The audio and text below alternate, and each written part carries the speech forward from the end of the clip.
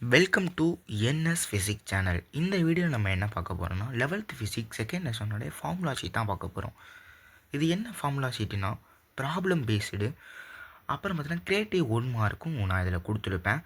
இதை பார்த்தாலே நம்மளுக்கு போதும். நம்ம ஏன் செகண்ட் லெசனை ஆரம்பிக்கிறோம் அப்படின்னு பார்த்தீங்கன்னா 11th ஃபிசிக்ஸை பொறுத்த வரைக்கும் செகண்ட் லெசனில் இருந்தால் அதிகமாக ப்ராப்ளம் கேட்குறாங்க, கம்பல்சரி ப்ராப்ளம். அதனால தான் நான் முதல்ல செகண்ட் லெசனை எடுத்துட்டேன்.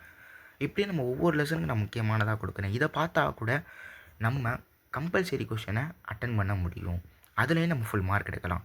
அதுக்கான ஃபார்முலா தான் இதில் இருக்கும். அப்புறம் கிரியேட்டிவ் 1 மார்க். இப்போ நம்ம ஒவ்வொன்றா பார்ப்போம். ஃபஸ்ட்டு எடுத்தோடனே தொகுபயன் வெக்டருக்கு எண் மதிப்பு காண வேண்டும் என்றால் இணைகர விதிப்படி காண முடியும். தொகுபயன் வெக்டர் இருக்குது, அதுக்கு நம்ம எண் மதிப்பு காண வேண்டும் என்றால் இணைகர விதிப்படி காண முடியும். இப்போ உங்களுக்கு இதான் தொகுபயன் vector, modulus of A vector minus B vector. இதுக்கு நம்ம தொகுபயன் வெக்டர் காணணும் அப்படின்னா அதுக்கான ஃபார்முலா பார்த்திங்கன்னா root of A square plus B square minus 2ab.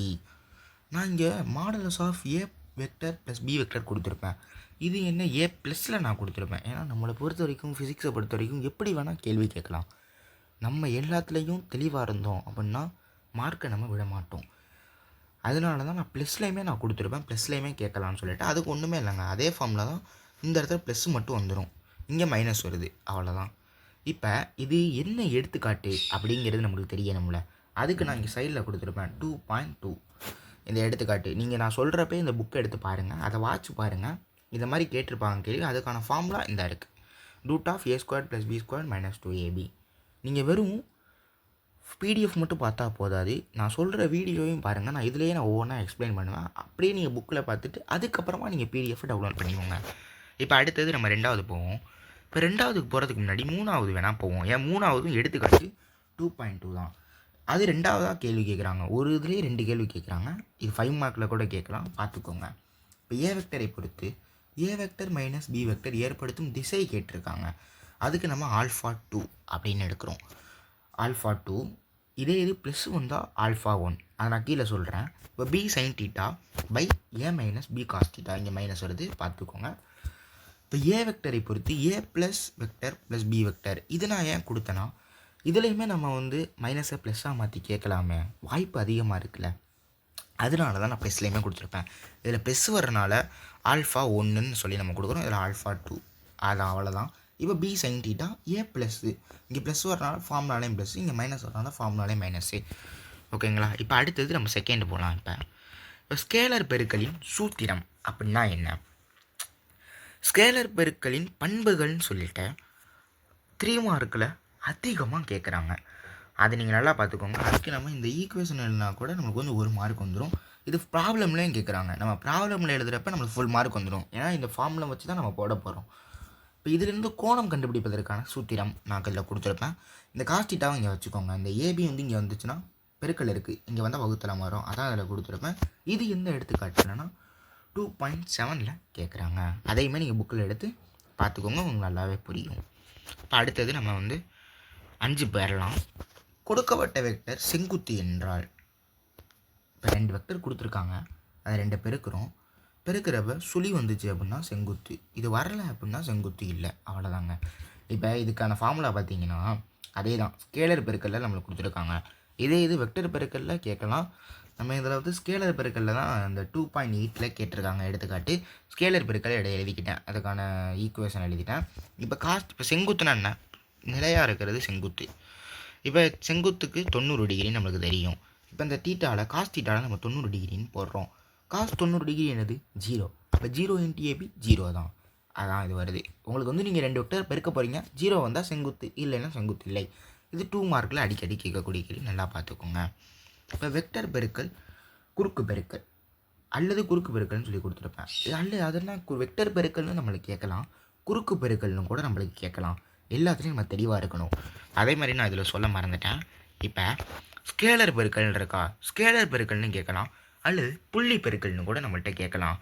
புள்ளி பெருக்கல்னால் ஒன்றுமே இல்லைங்க. இப்போ a vector into b vector, இங்கே நம்ம டாட் தான் வைக்கணும், இந்த இடத்துல பெருக்கலை போட்டுறக்கூடாது. ஏன்னா இது புள்ளி பெருக்கல், ஸ்கேலர் பெருக்கல், அப்படின்னு நம்மளுக்கு கேட்பாங்க. நல்லா பார்த்துக்கோங்க. இந்த இடத்துல வெக்டர் பெருக்கல்ங்கிறப்ப நம்ம கிராஸ் பண்ணுறோம். இந்த இடத்துல நீங்கள் வந்துட்டு டாட்டு வச்சிங்க அப்படின்னா அது தவறாக போயிடும். அது தவறு. இந்த இடத்துல நீங்கள் வந்து கிராஸ் தான் பண்ண போகிறீங்க. இந்த கொடுத்துருப்ப பாருங்க, கிராஸ் தான் பண்ண போகிறீங்க. ஏன்னா இது வந்து மாறும். நம்ம இது வந்து பெருக்கல் தானே, நம்ம எப்படி வேணால் போடலாம். அப்படி இல்லை, வெக்டர் பெருக்கல் குறுக்கு பெருக்கல்னால் நம்ம இந்த தான் போடணும். இதில் என்னன்னா a vector into b vector equal to a vector into b vector sine theta. இது பார்த்திங்கன்னா என் கேப் பார்த்துக்கோங்க. அடுத்தது 2 வெக்டர் கொடுக்கும்போது பெருக்கல் முறையை, இப்போ இது வந்து பார்த்திங்கன்னா 2 வெக்டர் கொடுக்கும்போது இது என்னது குறுக்கு பெருக்கல்ல. இப்போ ஏ வெக்டர் பி வெக்டர் கொடுக்குறாங்க. இது ரெண்டையும் நீங்கள் பெருக்கணும் அப்படின்னா இந்த இன்ட்டு வருது பார்த்தீங்களா, அப்படிங்கிறப்ப நம்ம மாடுலஸ் போடுறோம். முதல்ல ஓரளவு வெக்டர் எழுதுகிறோம், அப்புறம் ஏ வெக்டருக்குள்ளதை நிறையில் எழுதுகிறோம், பி வெக்டருக்குள்ளதை நிறையில் எழுதுகிறோம். இதை நம்ம பெருக்கிறோம். இது வந்து எந்த எடுத்துக்காட்டு பார்த்தீங்கன்னா 2.9ல் கேட்குறாங்க. இது பெருக்கிறது உங்களுக்கு புரியலை அப்படின்னா மறக்காமல் கமெண்ட் பண்ணுங்கள். நான் அடுத்த வீடியோவில் இது சிம்பிளாக நான் சொல்கிறேன். இப்போ அடுத்தது கோணம் பார்ப்பதற்கான சூத்திரம். இதில் வெக்டர் பெருக்கல்ல நம்ம இதுக்கு முன்னாடி ஸ்கேலர் பெருக்கல்ல கோணம் பார்ப்பதற்கான சூத்திரம் பார்த்தீங்கன்னா காஸ் தீட்டான்னு சொல்லி பயன்படுத்தியிருக்கோம். இது வெக்டர் பெருக்கல்ல கோணம் பார்ப்பதற்கு பார்த்தீங்கன்னா இந்த இதிலே நம்ம கொடுத்துருக்கோம்ல சைன் தீட்டா, அதுதாங்க, வேறு எதுவுமே இல்லை. இப்போ இது பார்த்தீங்கன்னா சைன் தீட்டா வந்துருச்சா, இதுவும் பார்த்துக்கோங்க. இதுக்கு தான் modulus of A vector into b vector by a b. அவ்வளோதான் இதுக்கான ஃபார்முலா. அடுத்தது ஓரலகு வெக்டர். ஓரலகு வெக்டர்னால் என்னென்னா அது வந்து ஏ கேப்னு நம்ம சொல்கிறோம். ஓரளவு வெக்டரை இந்த கொடுத்துருக்கான ஏ கேப், அதாவது ஒரு வெக்டரை அதை எண் மதிப்பை கொண்டு வகுக்க கிடைப்பதான் ஓரளவு வெக்டர்னு சொல்கிறோம். இது எப்படின்னா முதல்ல அவங்க ஏ வெக்டர் கொடுத்துருவாங்க, இந்த இதை கொடுத்துருவாங்க, இந்த ஃபார்முலாவில் இருக்கிற மேலே உள்ளது கொடுத்துருவாங்க. என்னங்களேன், மேலே உள்ளது கொடுத்துருவாங்க. நம்ம மாடுலஸ் ஆஃப் ஏ வெக்டர் கண்டுபிடிக்கணும். அது என்ன மாடுலஸ் ஆஃப் ஏ வெக்டருங்கிறத கீழே நான் சொல்கிறேன். அது வெறும் ஏ தாங்க. இது வந்து கீழே அதை வச்சு பேஸ் பண்ணி வரும். அதை சொல்கிறப்ப உங்களுக்கு இது புரியும். இது எந்த கேள்வியிலையும் கேட்கல, எந்த புக்கில் உள்ள எக்ஸாம்பிளில் கேட்கல. ஆனால் நான் ஏன் கொடுத்துருக்கேன்னா 11th மேக்ஸில் நீங்கள் ஃபஸ்ட்டு குரூப் மாணவராக இருந்தீங்கன்னா 11th மேக்ஸில் இந்த ஓரளவு வெக்டரை வச்சு கணக்கு அடிக்கடி வருங்க. ஆனால் நம்மளுக்கு 11th ஃபிசிக்ஸில் இந்த லெசன் இருக்குது, ஓரளவு வெக்டரை பற்றி இருக்குது. பட் ஆனால் கேட்கல. ஏன் கேட்கக்கூடாது? ஏன்னா நம்மளுக்கு வந்து எப்படி வேணால் கேள்விகள் வரலாம். 11th மேக்ஸில் அடிக்கடி கேட்கக்கூடிய கேள்வி இதில் வரலாமேன்னு சொல்லிவிட்டு நான் கொடுத்துருப்பேன். இதையும் நல்லா பார்த்துக்கோங்க. அடுத்தது கார்ட்டீசியன் ஆராய்ச்சி தொகுப்பின்படி ஒரு வெக்டரை 3 கூறுகளாக பிரிக்கலாம். எப்படின்னா XYZ அப்படின்னு சொல்லிட்டு பிரிக்கலாம். இந்த XYZன்னு சொல்லி பிரிக்கலாம். இந்த கணக்கே நான் எழுதி போட்டிருப்பேங்க, 2.12 இருக்கும். இதான் அந்த கணக்கே, இந்த பாக்ஸ் பண்ணுற பாருங்க, இதான் கணக்கே. அதை நான் மொத்தமாக சிம்பிளிஃபை பண்ணியே நான் போட்டிருப்பேன் உங்களுக்கு, ஏன்னா இது புரியணும்னு சொல்லிட்டு. இப்போ கார்ட்டீசியன் XYZன்னு எடுத்துக்கிட்டாச்சு. இது எல்லாத்துலேயும் XYZ, மேலே வந்து ஓரளவு வெக்டரு. இந்த ஓரளவு வெக்டரை எடுத்துக்கிட்டு இதுக்கு சமப்படுத்திக்கிறோம். F1x plus F1y plus F1z வந்து F4xக்கு நம்ம சமப்படுத்திக்கிறோம், F4yக்கு சமப்படுத்திக்கிறோம், F4zக்கு சமப்படுத்திக்கிறோம். ஒவ்வொன்றையுமே F2வை F3யை. இது உங்களுக்கு புரியும். இதான் அந்த கணக்கை. இதை வந்து 2 மார்க்கில் கேட்கலாம் அல்லது 3 மார்க்கில் கேட்கலாம். இதையுமே நீங்கள் நல்லா பார்த்துக்கோங்க. அடுத்தது வட்டத்தின் சுற்றளவு என்ன? 2/rங்க. ஒரு வட்டத்தினுடைய சுற்றளவு 2/r. இது என்ன எடுத்துக்காட்டில் கேட்குறாங்க பார்த்தீங்கன்னா 2.16ல் கேட்குறாங்க. அவங்க எப்படி கேட்பாங்கன்னா, ஒரு வட்டப்பாதை இருக்கு, இந்த இருக்குது, அவங்க 3 முறை சுற்றி வராங்க அப்படின்னா அவங்களுடைய வட்டத்தின் சுற்றளவுன்னா இப்போ ஒன்றுமே இல்லைங்க. 3 முறை சுற்றி வருகிறாங்கிறப்ப நம்ம என்ன பண்ணணும்னா, இந்த இருங்க, இப்போ 3 முறை சுற்றி வராங்கன்னா இன்ட்டு 3ங்கிறப்ப 6/r. அவ்வளோதாங்க, 6/r. வேறு எதுவுமே இல்லை. இதை வச்சு நம்ம சிம்பிளிஃபை பண்ண போகிறோம். பையோட மதிப்பு நம்மளுக்கு தெரியும், 22/7. அப்புறம் ஆரம் வந்து அவங்க கொடுத்துருப்பாங்க, அதை வச்சு நம்ம போட்டுடலாம். இதுலேயே 2வது கேள்வி இருக்குது, இடப்பெயர்ச்சி கேட்டிருப்பாங்க. நான் இதை வந்து நான் நல்லா சொல்கிறேன். இடப்பெயர்ச்சிங்கிறது என்னென்னா ஆரம்பத்துக்கும் இறுதிக்கும் உள்ள வேறுபாடு தான் இடப்பெயர்ச்சி. அவங்க 3 முறை வட்டத்தை சுற்றி வராங்களா, திரும்பி ஆரம்பத்திலே வந்துடுறாங்களா, அப்போ அதில் என்ன வேறுபாடு இருக்குது? இல்லை. அப்போ அது என்னது? சுழி. அவ்வளோதான். இடப்பெயர்ச்சிங்கிறது இதான் மீன் பண்ணுது. இதே தொலைவுங்கிறது என்னென்னா ஒருத்தவர் எவ்வளோ 3 முறை சுற்றி வராரு. இப்போ நான் உதாரணமான வட்டம் வந்து 10 கிலோமீட்டர்னு வச்சுக்கோங்க. அவர் 3 முறை சுற்றி வரப்போ 30 கிலோமீட்டரு. அப்போ அங்கே வேலை செய்யப்படுது தொலைவுங்கிறப்ப. இடப்பெயர்ச்சிங்கிறப்ப வேலை இல்லை. ஏன்னா அது ஆரம்பத்துக்கு இறுதிக்குள்ளே வேறுபாடு தான் சொல்கிறோம். அதான் அந்த கேள்வி. அது சுழின்னு போட்டால் போதும்.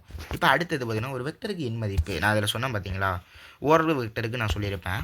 இதுக்கு எண் மதிப்பு மாடுலஸ் ஆஃப் ஏ வெக்டர் இருக்கா, இதுக்கு எண் மதிப்பு பார்க்கணுன்னா வெறும் ஏ தான் சொல்லியிருப்பேன். அதாவது எப்படின்னா, நான் உதாரணமாக நான் ஏ வெக்டர்னு அப்படி கொடுத்துருப்பேன். உங்களுக்கு அதில் வேறு மாதிரி கொடுத்துருக்கலாம். நான் உதாரணத்துக்காண்டி இப்படி கொடுத்துருப்பேன். இதை நீங்கள் ரூட் ஆஃப் ஸ்கொயர் பண்ணுறீங்க. ஒன்றையும் 2 ஸ்கொயர்டு 3 ஸ்கொயர்டு 4 ஸ்கொயர்டு ப்ளஸ் பண்ணி, இப்போ 2 ஸ்கொயர்டு 4 3 ஸ்கொயர்டு 9 ப்ளஸ் 9 ப்ளஸ் 16 இதை கூட்டணும் அப்படின்னா 29 வருதுங்க.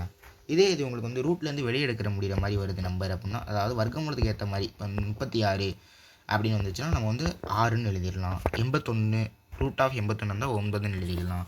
இது எந்த எடுத்துக்காட்டில் கேட்குறாங்க? 2.22ல் கேட்குறாங்க. இதை நல்லா பார்த்துக்கோங்க. இப்போ உந்தம் = P = MBன்னு கொடுத்துருப்பேன். இதுதான் ஃபார்முலா வந்துட்டுருக்கு. இது வந்து பார்த்திங்கன்னா எந்த எடுத்துக்காட்டு பார்த்தீங்கன்னா 2.24ல் அடிக்கடி கேட்குறாங்க. இது ஒன்றா ஒரு 2 கணக்கு கொடுத்துருப்பாங்க. 2 இது இருக்கும். 2 பெருக்கி போகிற மாதிரி தான் வரும். நிறையும் திசைவேகம் இந்த இருக்கா MVன்னு இதை வச்சு பெருக்கி போகிற மாதிரி தான் இருக்கும். ரொம்ப சிம்பிள் தான். இதையும் பார்த்துக்கோங்க. அடுத்தது இயக்க சமன்பாடுகள் விவரின்னு சொல்லி நம்ம 5 மார்க்கில் கூட கேட்கலாம். இதை வந்து நம்ம ஒரு கேள்வியாக கூட 1 மார்க்கில் கிரியேட்டிவ் 1 மார்க்கில் கேட்கலாம். ப்ராப்ளம்லையும் கேட்குறாங்க. 2.31 பார்த்தீங்கன்னா மூன்றாவது இயக்க சமன்பாடை வந்து 36ல் கேட்டிருக்காங்க. இதையும் நல்லா பார்த்துக்கோங்க. இயக்க சமன்பாடு 1 பார்த்துக்கோங்க. இயக்க சமன்பாடு 2 அது என்ன? இயக்க சமன்பாடு 4 பார்த்தீங்கன்னா கூடுதலாக நான் கொடுத்துருப்பேன். இது வந்து நம்மளாக உருவாக்குறது தான் இயக்க சமன்பாடு 4. நல்லா படிக்கிறவங்க இதை படிச்சுக்கோங்க. உங்களுக்கு வந்து 4 மார்க் போட வேண்டிய இடத்துல 3 மார்க் போட்டுருவாங்க. ஏன்னா நம்ம எவ்வளோ ப்ரெசன்டேஷனோட அதிகமாகவும் எழுதுகிறோமோ நம்மளுக்கு வந்து மார்க் வருங்க. இது உங்களுக்கு புரியலை அப்படின்னா 4வது இயக்க சமன்பாடு மறக்காமல் கமெண்ட்டில் கேளுங்க. நான் இதை வந்து டீட்டெயிலாக ஒரு வீடியோவில் போடுறேன். அது உங்களுக்கு நல்லா புரியும்.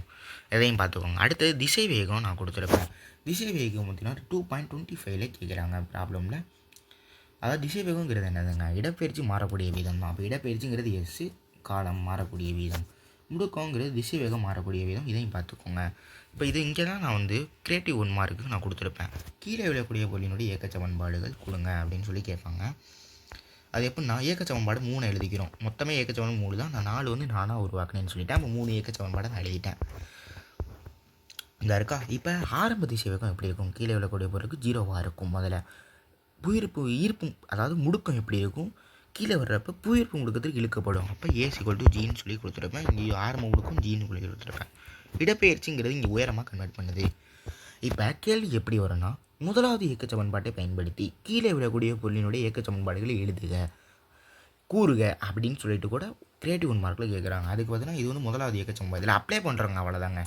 இந்த U = 0 A = G S = H முதலாவது இயக்க சமன்பாடு அப்ளை பண்ணுறோம். இது முதலாவது இயக்க சமன்பாடு, இது 2வது இயக்க சமன்பாடு, இது 3வது இயக்க சமன்பாடு. இது உங்களுக்கு இப்போ நல்லா புரியும்னு நினைக்கிறேன். 3வது இயக்க சமன்பாடு இதையும் பார்த்துக்கோங்க. அடுத்தது பார்த்திங்கன்னா கீழே இருந்து மேலே செல்லக்கூடிய பொருளினுடைய இயக்க சமன்பாடுகளும் கொடுத்துருப்பேன். அப்போ அதுவும் நீங்கள் பார்த்துக்கோங்க. இதுவும் நம்ம வந்து கேட்கலாம். கோண இடப்பெயர்ச்சி நம்ம தீட்டான்னு எடுத்துக்கிறோம். இது 1 மார்க்கில் கூட கேட்கலாம். கோண திசை வேகங்கிறது பார்த்திங்கன்னா இடப்பெயர்ச்சி மாறக்கூடிய வீதம் தானே. இப்போ கோண இடப்பெயர்ச்சிங்கிறப்ப நம்ம தீட்டா எடுத்துக்கிறோம். அதனால் இங்கே தீட்டா வருது, காலம் வந்துடுது. அதுமாதிரி கோண முடுக்கங்கிறது திசை வேகம் மாறக்கூடிய வீதம். அப்போ திசை வேகத்தை நம்ம ஒமேகான்னு எடுத்துருக்கோம். நீங்கள் இதை வந்து ஒமேகான்னு தான் சொல்லணும். இப்போ இந்த ஒமேகாவை நம்ம எடுத்துட்டோம். இந்த ஒமேகாவுக்கு நம்ம கண்டுபிடிச்சிருக்கோம் dθ/dt. இதை 2 பெருக்கிறோம். d²θ/dt². இது நம்மளுக்கு வந்துடுது. அடுத்தது வட்ட இயக்க சமன்பாடுகள். வட்ட இயக்க சமன்பாடுகள்லாம் ஒன்றுமே இல்லைங்க. நம்ம அந்த அருக்கு பார்த்தீங்களா? இந்த இருங்க நமக்கு அடித்து காமிச்சா புரியும். இந்த அருக்கு பார்த்தீங்களா? முதலாவது இயக்க சமன்பாடு, 2வது இயக்க சமன்பாடுன்னு. முதலாவது இயக்க சமன்பாடு, 2வது இயக்க சமன்பாடு, 3வது இயக்க சமன்பாடு. இனி நம்ம திசை வேகத்தை கோண திசை வேகமாக எடுத்துடும். ஏன்னா வட்டங்கிறப்ப அது கோணத்தில் கன்வெர்ட் பண்ணப்படும். அப்போ திசை வேகத்தை கோண திசை வேகமாக எடுத்துக்கிறோம். முடுக்கத்தை கோண முடுக்கமாக எடுத்துக்கிறோம். அப்போ இங்கே கோண முடுக்கத்துக்கு நம்ம என்ன சொல்லியிருந்தோம்? ஆல்ஃபான்னு சொல்லியிருந்தோம். அப்போ அதுதான் இதில் வருது. இதுவுமே எந்த எடுத்துக்காட்டில் கேட்டிருக்காங்கன்னா 2.41ல் கேட்டிருக்காங்க. இதுதான் நம்மளுடைய கடைசி எக்ஸாம்பிளுடைய கணக்கு இதுதான். அதுலேயுமே இது கேட்டிருக்காங்க. இந்த ரெண்டு இயக்க சமன்பாடு 1 இயக்க சமன்பாடு 2 இது 2 வந்து கேட்டிருக்காங்க. இது 3யுமே பார்த்துக்கோங்க. ஏன்னா இதை வச்சும் நம்மளுக்கு கேள்வி கேட்கலாம். அடுத்தது சார்பு திசை வேகம் நான் கொடுத்துருப்பேன். இதுவுமே ரொம்ப முக்கியமான 5 மார்க்கில் கேட்கக்கூடிய கேள்வி. அதே மாதிரி நம்மளுக்கு வந்து 2 மார்க் கம்பல்சரி எல்லாமே கேட்டிருக்காங்க. என்னென்னா 2.28 2.29 நேர்வு 1 நேர்வு 2 இதையும் பாருங்கள். அடுத்து நேர்வு 3 கொடுத்துருப்பேன். நேர்வு 3 பார்த்திங்கன்னா எப்படி வேணால் நம்மளுக்கு கேள்வி கேட்கலாங்கிறதுனால நம்ம நேர்வு 3யுமே நம்ம கொடுத்துருக்கோம். இதையுமே நீங்கள் நல்லா பார்த்துக்கோங்க. அடுத்தது கடைசியாக பார்த்திங்கன்னா ஒரு ரேடியன்ஸ் = 180/டிகிரின்னு கேட்கலாம். அல்லது இதனுடைய மதிப்பு பார்த்திங்கன்னா 57.27 டிகிரி. இது எப்படி கேட்பான்னா 1 மார்க்கில் கிரியேட்டிவ் 1 மார்க் ஒரு ரேடியனின் மதிப்பு கொடு அப்படின்னு கேட்பாங்க. நம்ம 57.27 டிகிரி எடுக்கிறோம். இது வந்து கம்பல்சரியிலே கூட வரும். இதையுமே நீங்கள் நல்லா பார்த்துக்கோங்க. இதோட இந்த கணக்கு முடியுது. மறக்காமல் லைக் அண்ட் சப்ஸ்கிரைப் பண்ணி உங்கள் ஃப்ரெண்ட்ஸுக்கு ஷேர் பண்ணுங்கள். டிஸ்கிரிப்ஷனில் இந்த பிடிஎஃப் இருக்குது, மறக்காமல் அதையும் செக் பண்ணி பாருங்கள். அதில் அழகாக தெளிவாக இருக்கும். அதை பார்த்து நீங்கள் படித்தா கூட நம்மளால் கம்பல்சரியை மறக்காமல் அட்டன் பண்ண முடியும். அதே மாதிரி ஃபுல் மார்க்கும் நம்மளால் எடுக்க முடியும். அனைவருக்கும் நன்றி.